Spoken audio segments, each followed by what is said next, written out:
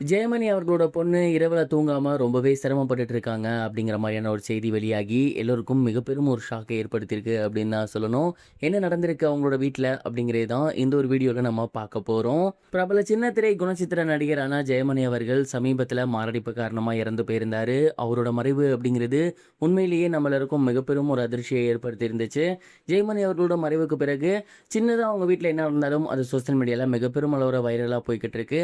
அந்த வகையில் சமீபத்தில் தெரிய வந்திருக்கிறது என்ன அப்படின்னா, ஜெயமணி அவர்களோட பொண்ணு நைட்டு தூங்காமல் ரொம்பவே சிரமப்பட்டுட்டு இருக்காங்களாமா.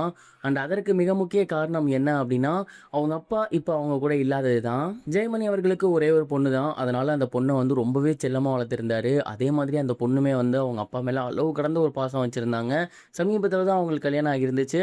ஆனால் கல்யாணத்துக்கு முன்னாடி வரைக்குமே அவங்க அப்பா ஷூட்டிங்கு வெளியே போயிருந்தாலும் சரி, இல்லை வேறு விஷயமா வெளியே போயிருந்தாலும் சரி, இரவு எவ்வளோ லேட்டாக வந்தாலும் சரி, அவர் வர வரைக்குமே அவங்களும் தூங்காமல் காத்திருப்பாங்களாமா. அவர் வந்ததுக்கப்புறம் அவர் சாப்பிட்டாரா இல்லையான்னு கேட்டுட்டு அவர் போட வேண்டிய மாத்திரைகள்லாம் கொடுத்து, சாப்பிட்லன்னா சாப்பிட வச்சு அந்த மாத்திரையை கொடுத்து அதுக்கப்புறம் தான் அவரை வந்து தூங்க வைப்பாங்களாமா.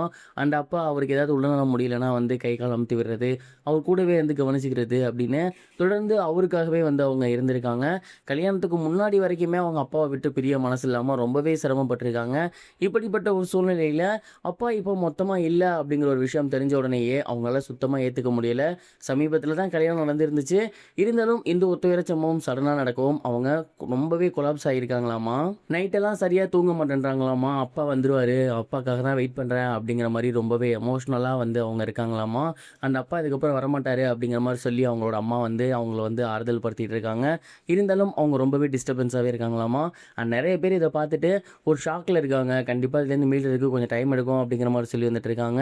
இந்த ஒரு விஷயம் தான் இப்போ சோசியல் மீடியாவில் ரொம்பவே வைரலாக போய்கிட்டு இருக்கு.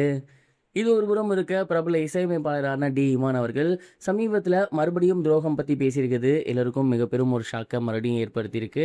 ரீசெண்டாக ஒரு படத்துக்கு அவர் இசையமைச்சிருக்காரு. அந்த படத்தில் துரோகம் அப்படிங்கிற ஒரு பாடல் வந்திருக்கு. அண்ட் அந்த ஒரு பாடல் பற்றி அவர் என்ன சொல்லியிருந்தார் அப்படின்னா, துரோகம் அப்படிங்கிறது எல்லாரோட லைஃப்லையுமே கண்டிப்பாக நடந்திருக்கும். எனக்குமே பார்த்தீங்கன்னா கொஞ்ச நாளைக்கு முன்னாடி துரோகம் அப்படிங்கிற ஒரு விஷயம் நடந்துருந்துச்சு. அதுவும் நான் ரொம்ப நம்பின ஒருத்தர்கிட்டேருந்து நடந்துருந்துச்சு.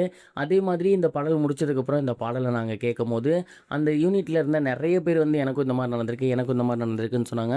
ஸோ எல்லாரோட வாழ்க்கையிலையுமே துரோகம் அப்படிங்கிற ஒன்று இருக்க தான் செய்யுது. அதனால் கண்டிப்பாக இந்த பாடல் வந்து நிறைய பேர்கிட்ட போய் ரீச் ஆகும் அப்படிங்கிற மாதிரி சொல்லியிருந்தார். கொஞ்ச நாளைக்கு முன்னாடி சிவகார்த்திகேயன் அவர்கள் எனக்கு மிகப்பெரிய ஒரு துரோகம் பண்ணிட்டாரு அப்படின்னும், இதுக்கப்புறம் அவர் கூட சேர்ந்து நான் படமே பண்ண மாட்டேன் அப்படிங்கிற மாதிரி டி இமான் மிகப்பெரும் ஒரு சர்ச்சையை ஏற்படுத்தியிருந்தார். அதை தொடர்ந்து இப்போ வரைக்கும் அந்த சர்ச்சைக்கான விளக்கம் கிடைக்கல. இந்த ஒரு நிலையில் மறுபடியும் ஒரு துரோகம் பற்றி பேசியிருக்குது. சிவகார்த்திகேயனை தான் ரீகால் பண்ணுறாரு அப்படிங்கிற மாதிரி ரசிகர்கள் சொல்லி வந்துட்டு இருக்காங்க. இது வரைக்கும் கனெக்டிங் டிவிக்கு சப்ஸ்கிரைப் பண்ணனா மறக்காமல் சப்ஸ்கிரைப் பண்ணிக்கங்க.